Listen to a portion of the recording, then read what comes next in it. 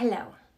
So I thought it was time that I gave you all an update on what my plans are for the cutback. It's been amazing talking to you all and hearing about the positive impact that our shop has had on you and your families. The shop has now closed and we are currently selling off the last items via Instagram highlights, so do check it out.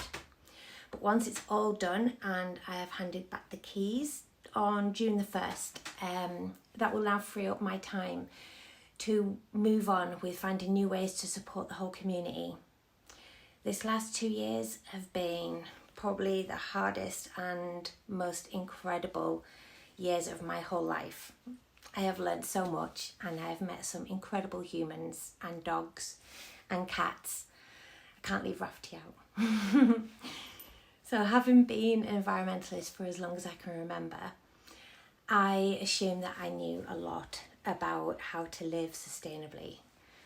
But in building the cutback and running it for the last year, I have realised actually how little I knew, or worse, how much of what I thought I knew that wasn't actually the truth.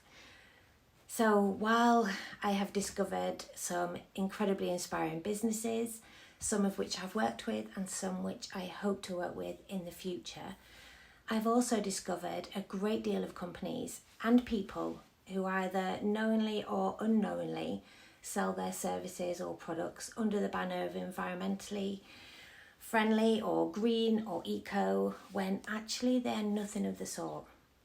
We all knew this would happen after COP26, that being environmental would suddenly be a hot trend that most companies are going to try and jump on.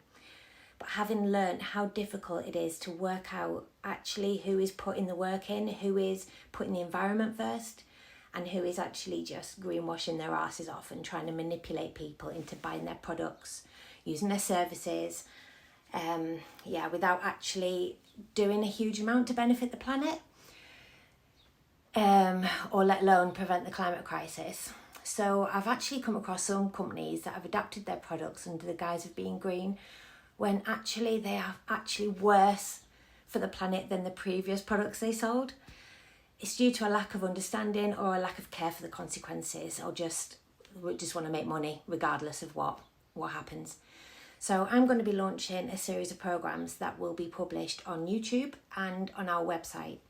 These programs are going to cover an array of subjects, and they're designed to help guide and inform you into the world of being ethical and being an environmentally conscious service user and consumer. So I'll be reviewing products, businesses, services for you, from online shops to eco deodorants, cafes, pet food.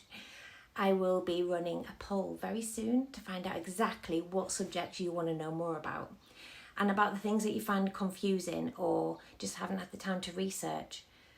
So this series will be fully inclusive, running as a video with subtitles as well as a downloadable file, so you can listen to it on your phone while you're driving, or even like going for a run. You can put it on in your headphones, or you're doing your housework or whatever.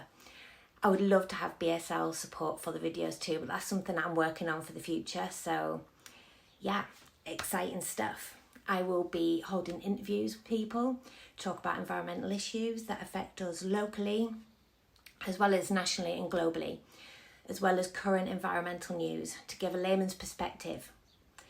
I don't know about you guys, but when the IPCC report came out, and to be honest, most of the stuff that actually came out of COP26, I found a lot of it really overwhelming or confusing.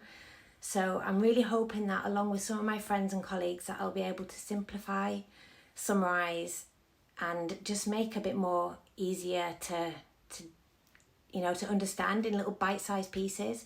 So I'll be covering some subjects such as eco-friendly parenting, environmentally friendly vehicles, ethical banking, things like that make it easy to be sustainable in your day-to-day life without having a big financial impact. So I'll be covering also things like food waste, making your own skincare products, cleaning products with minimal ingredients that actually still work brilliantly for a fraction of the cost. So the Cutback Club, that is also getting a revamp. So keep your eyes peeled for that as it develops.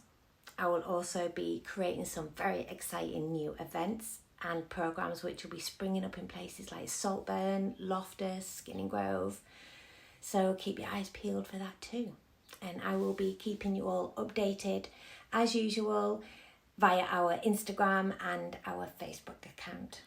So thank you all so much for bearing with us, and I very much hope to see you all soon.